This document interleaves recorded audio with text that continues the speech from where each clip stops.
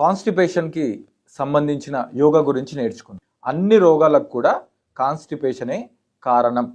First ఆసనం పవన ముక్తాసన. చూడండి, ఈ ఆసనంలో ఫస్ట్ ఆఫ్ ఆల్ మనం రెండు కాళ్ళు స్ట్రైట్ చేసేసి పడుకోవాలి. మీ యొక్క కుడి కాల్ని ఫోల్డ్ చేసి మీ రెండు చేతులతో కుడి మోకాల్ని పట్టుకొని మీ యొక్క తొడతోని మీ పొట్టని గట్టిగా ప్రెస్ చేయాలి. ఇలా గట్టిగా ప్రెస్ చేసేసి ఒకసారి శ్వాస తీసుకొని శ్వాస వదులుతూ మీ తలని పైకెత్తి మీ మోకాల్ని టచ్ అవ్వడానికి ప్రయత్నం చేయాలి. శ్వాస తీసుకుంటూ నేల మీద పెట్టాలి. ఈ కాల్ని కూడా కొంచెం ఫ్రీ చేయాలి. వెయిట్ లాస్ అవ్వడం, మంచిగా పొట్ట తగ్గడం, చాలా సన్నంగా అయి అందంగా కనబడడం అనేది ఎలానో నేర్చుకుందాం. ఒకసారి చూడండి, దీనిని మనం బ్రీత్ సహాయంతో చేస్తాం. ఫస్ట్ చూడండి. సో ఇది పర్వతాసనం.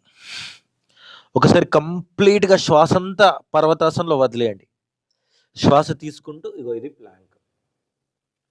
శ్వాస వదులుతూ పర్వతాసనం, శ్వాస తీసుకుంటూ ప్లాంక్, శ్వాస వదులుతూ పర్వతాసనం. ఇలా ఒక 10 సార్లు చేసేయండి.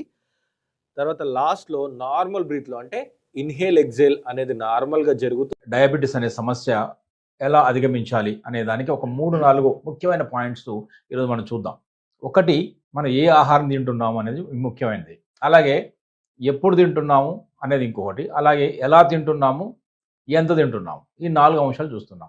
నిండుగా కాకుండా ఒక 15-20% ఎప్పుడు కూడా మినిమం 10-15% గ్యాప్ ఉండేలా చూసుకోవాలి. అది చాలా చాలా తగ్గించి తినడం ఇంపార్టెంట్. రెండవది, ఎప్పుడు తినాలి. ఆక్యుపంక్చర్లో ఒక వెర్షన్ ఉంది. మార్నింగ్ 9 లోపు బ్రేక్ఫాస్ట్ చేయాలి. 9 లోపు 8:30 to 9 బ్రేక్ఫాస్ట్ చేయొచ్చు.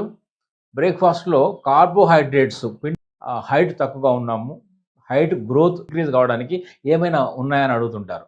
అప్పుడు నేను ఏం చేస్తానంటే ఆక్యుపంక్చర్ పాయింట్స్ ఏమైనా ఉన్నాయా, లేదా డైట్ ఏం తీసుకోవాలని అడుగుతుంటారు. వాళ్ళకి ఏం చెప్తానంటే అది ఒక 20-22 దాకా 21 దాకా కంఫర్టబుల్గా హైట్ పెరగడానికి వీలుంటుంది. అంటే గ్రోత్ హార్మోన్స్ అక్కడ ఆ టైంలో పుష్కలంగా ఉంటాయి. కానీ ఒక వయసు వచ్చిన తర్వాత పెరగడం కష్టం. ఈ విధానం ద్వారా ఆక్యుప్రెషర్ ద్వారా వాళ్ళలో మళ్ళీ తిరిగి నార్మల్ తీసుకురావచ్చు.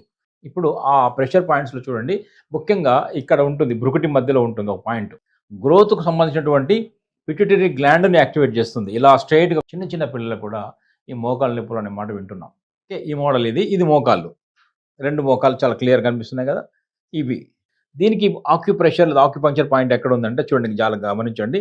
ఎగ్జాక్ట్ వెనక భాగంలో ఉంది. ఇక్కడ ఇక్కడ తెలుస్తుందా, కనబడుతుందా?